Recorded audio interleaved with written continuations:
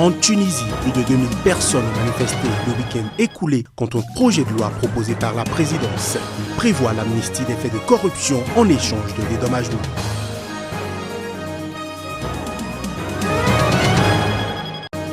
Au Mali, le président des autorités intérimaires de Kidal, Hassan Ag Fagaga, a fait une sortie très remarquée. Il a parlé du chef terroriste Yad Agali et a notamment souhaité que la charia soit appliquée.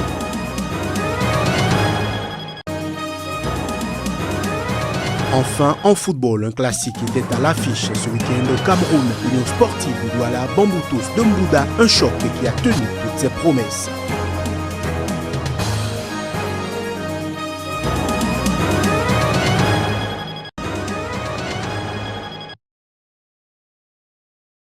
Les Tunisiens sont en colère. L'objet de ce courroux, un projet de loi qui prévoit d'accorder l'amnistie aux personnes accusées de corruption sous l'ère Ben Ali, le président déchu pendant la révolution de Jasmin. L'octroi de cette amnistie pourrait être accordé à la seule condition que les fonds détournés soient restitués. Une disposition qui n'a guère enchanté une partie des Tunisiens qui a décidé de protester samedi dans les rues de Tunis. Cette manifestation du nom du collectif d'organisateurs « Je ne pardonne pas » s'est déroulée sous des slogans tels que « Les gens veulent l'automne de la loi de réconciliation » en référence au printemps arabe de 2011. Plusieurs groupes politiques et organisations de la société civile ont également participé à la protestation.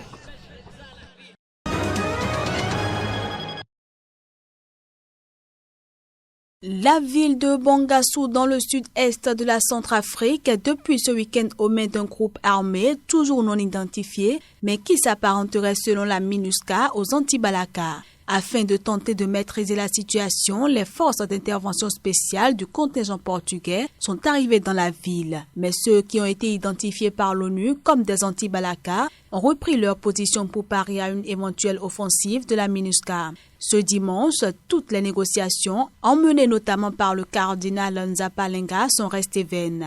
Et les ONG sont dans l'incapacité de pouvoir établir un bilan des victimes civiles de cette prise de contrôle, faute de pouvoir se rendre dans les quartiers attaqués. Rentré ce dimanche d'une semaine de voyage officiel en Israël, le président Faustin Archange Touadéra a fermement condamné ces attaques. Il a aussi annoncé qu'il se rendrait à Bangassou dans les jours à venir. Quoi qu'il en soit, les dirigeants anti-Balaka à Bangui démontent toute implication dans l'attaque de Bangassou.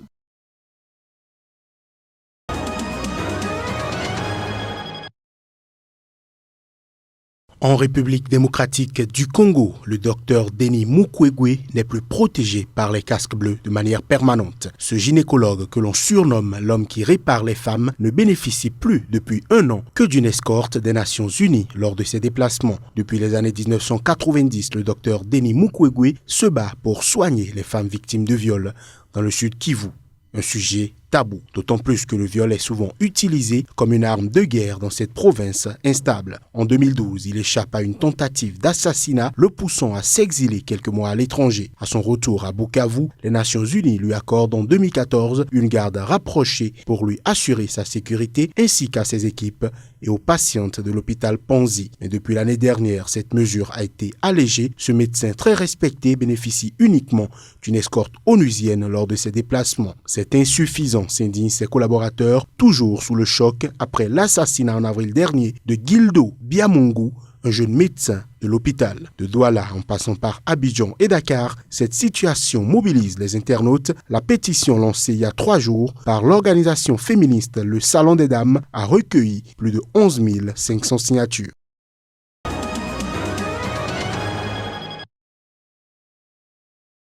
Au Mali, le président des autorités intérimaires de Kidal, Hassan Ag Fagaga, a fait une sortie très remarquée dans une interview au journal hebdomadaire français Jeune Afrique, notamment avec des propos sur la charia et sur les combats menés par le chef terroriste Yad Agali. Investi président des autorités intérimaires de la ville de Kidal, Hassan Ag Fagaga est censé chapeauter l'organisation des futures élections. Dans une récente interview accordé à RFI, il expliquait que le chef terroriste Yad Agali se battait pour la charia et que c'était une cause noble, même s'il n'approuve pas les méthodes employées pour y parvenir. Selon lui, la charia doit bel et bien être appliquée au Mali, mais en discutant avec les populations. S'il aimerait pouvoir organiser les consultations, Hassan Ag Fagaga sait qu'il a peu de marge de manœuvre. Les autorités intérimaires restent intérimaires, a-t-il fait constater. Interrogé sur les rapports qu'il entretient avec Yad Agali, Hassan Ag Fagaga assure ne pas en avoir depuis longtemps. Je n'ai aucune idée sur lui. Depuis 2012, je ne l'ai plus vu, a-t-il conclu.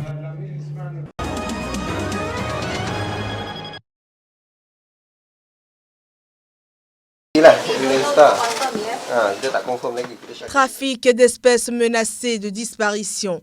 Les douanes malaisiennes ont annoncé ce lundi avoir déjoué une tentative pour faire rentrer en Malaisie les tortues les plus menacées du monde. Ces animaux étaient en provenance de Madagascar. La manne n'est pas des moindres, 330 reptiles, des tortues à soc et des tortues étoilées ont été saisis dimanche à l'aéroport international de Kuala Lumpur. Leur valeur est estimée à environ 276 800 $. Les tortues étaient toutes en vie. Pour savoir si elles étaient destinées au marché local ou à la réexportation, une enquête a été ouverte. Victime du braconnage, la tortue à soc est une tortue endémique de Madagascar. C'est l'espèce de tortue la plus menacée du monde. La tortue étoilée de Madagascar, considérée comme l'une des plus belles espèces de tortues, est aussi proche de l'extinction car elle est recherchée pour sa viande et pour le trafic d'animaux de compagnie. L'importation d'espèces en danger critique est interdite en Malaisie. C'est un délit passible de 3 années de prison.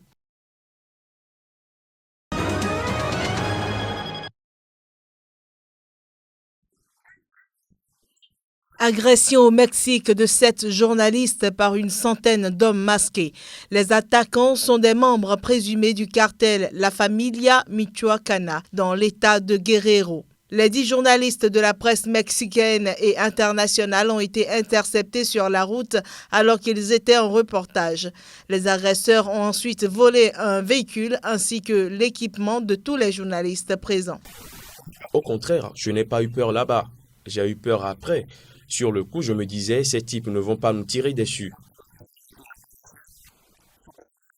On souligne que ces groupes criminels se déplacent en toute impunité et nous trouvons très étrange qu'ils aient agi de manière totalement anarchique au beau milieu de 2 checkpoints de l'armée mexicaine.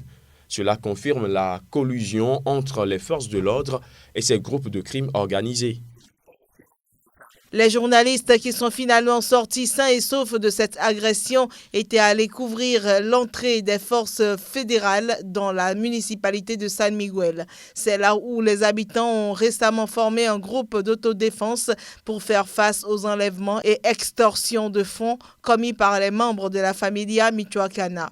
Il faut dire que 4 journalistes ont été assassinés au Mexique depuis le début de l'année, après une année record en 2016 avec 11 journalistes tués.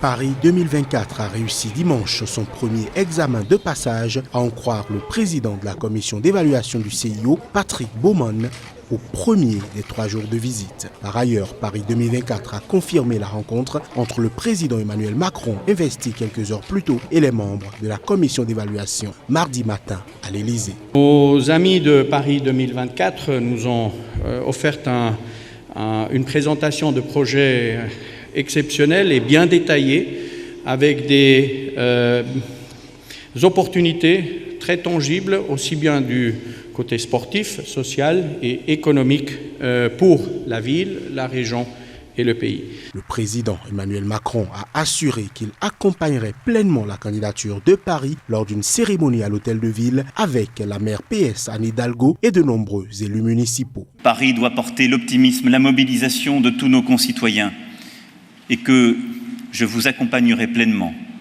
dans l'entreprise qui est la vôtre pour les Jeux olympiques et paralympiques et l'objectif de 2024.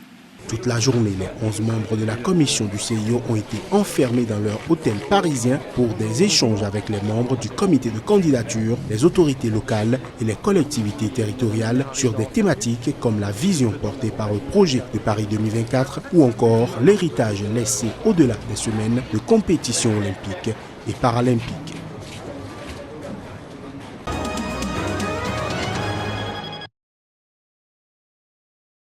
L'affiche Union sportive de Douala 10e avec 16 points et Bamboutos de Mbouda 9e avec 18 points, classé top match pour la 14e journée de la Ligue 1 de football professionnel du Cameroun, s'est joué ce dimanche au stade de la réunification de Douala avec le retour de la compagnie de téléphonie mobile MTN Cameroun comme sponsor des championnats professionnels au Cameroun.